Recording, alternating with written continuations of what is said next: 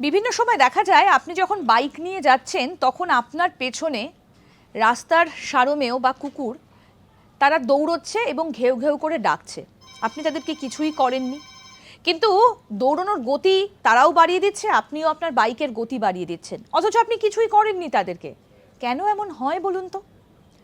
বিজ্ঞান বলছে এর পেছনে একটা কারণ রয়েছে। আমরা সবাই জানি যে কুকুরের ঘ্রাণ শক্তি অত্যন্ত প্রবল। আপনি যখন আপনার গাড়িটা কোথাও একটা রেখেছিলেন, হয়তো সেখানে সেই গাড়ির গা ঘেঁষে, তার টায়ারের গা ঘেঁষে কোনো কুকুর শুয়েছিল, কিংবা হয়তো কোনো কুকুর মলমূত্র ত্যাগ করেছিল, যার সংস্পর্শে এসেছিল আপনার বাইকের চাকা। তারপর আপনি যখন বাইকটা নিয়ে অন্য এলাকায় যাচ্ছেন, সেই এলাকার কুকুরের ঘ্রাণ শক্তি বেশি হবার জন্য সে মনে করে যে অন্য এলাকার কুকুর হয়তো তার এলাকায় চলে এসেছে। কারণ একটা জিনিস খেয়াল করবেন, কুকুরদের কিন্তু এলাকা ভাগ করা থাকে।